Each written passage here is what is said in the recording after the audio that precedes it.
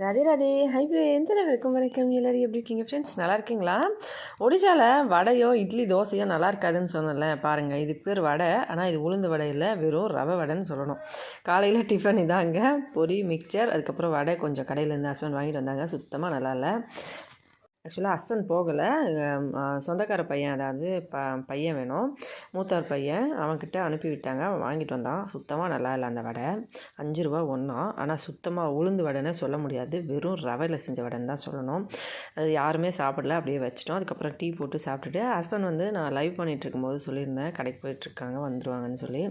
அப்போ வரும்போது இந்த மாதிரி பானிபூரி வாங்கிட்டு வந்தாங்க. ஆக்சுவலி ஒடிசாவில் குப்சுப் அப்படின்னு சொல்லுவாங்க. வாங்கிட்டு வந்த உடனே கிட்டத்தட்ட 40 ரூபாய்க்கு வாங்கிட்டு வந்திருந்தாங்க. நான் சாப்பிட்டுட்டு பசங்களும் ஸ்கூல்லேருந்து வந்தாங்க, அவங்களுக்கு கொஞ்சம் கொடுத்துட்டு ஹஸ்பண்ட் கொஞ்சமாக தான் சாப்பிட்டாங்க. அதுக்கப்புறம் மதியம் சமைக்க ஆரம்பிச்சிட்டேன். இதாங்க டால்மா. நிறைய தடவை நிறைய ஃப்ரெண்ட்ஸ் டால்மானா என்னென்னு கேட்பாங்க. இதான் டால்மா.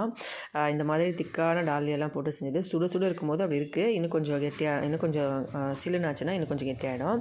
இது சாதா குழம்பு, எங்கள் மாமனாருக்காக செஞ்சது. வெங்காயம் பூண்டு இதெல்லாம் போடாமல் சிம்பிளான ஒரு குழம்பு. ஆனால் வெஜிடபிள்ஸ் எல்லா வெஜிடபிள்ஸும் போட்டிருக்கணும். மசாலாலாம் போட்டு ஒரேடியாக கொதிக்க வச்சு நிறைய தேங்காய் துருவல் போட்டு இருக்கணும். அதுக்கப்புறம் சாதம். இது கோயிலேருந்து அப்பா கொண்டு வந்த பிரசாதம். சக்கரை பொங்கல் மாதிரி இருக்கும், ஆனால் சக்கரை பொங்கல் கிடையாது. கெச்சடி சாப்பாடுன்னு சொல்லுவாங்க. மதியம் இதான் சாப்பாடு.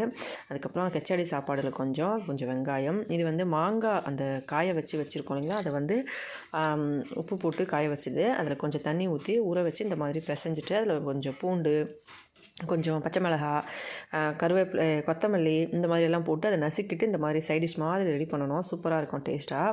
அதை வச்சுட்டு அதுக்கப்புறம் ஸ்கூல்லேருந்து பசங்க சாப்பிடல, ஸ்கூல்லேருந்து பாயாசம் கொண்டு வந்திருந்தாங்க, அதையும் சேர்த்து சாப்பிட்ணுன்னு அதுக்கப்புறம் நான் செஞ்ச சாதா குழம்பு, டால்மா சாப்பாடு. இதான் மதியம் சாப்பிட்டோம்.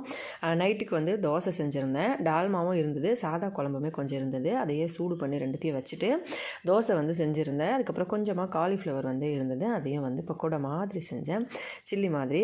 நல்லா டேஸ்ட்டாக இருந்தது. சுட சுட இதை வச்சுட்டு தோசை ப்ளஸ் சாதா குழம்பு, டால்மா சூடு பண்ணது. இதாங்க ஃபுல் டே மெனு. வீடியோ பிடிச்சிருந்தால் லைக் பண்ணி ஷேர் பண்ணி சப்ஸ்கிரைப் பண்ணுங்கள். ஹெல்தியாக சாப்பிட்டு சந்தோஷமாகவும் சேஃபாகவும் பத்திரமா வருங்க. இதே மாதிரி இன்னொரு வீடியோவில் பார்க்கலாம். நன்றி, வணக்கம்.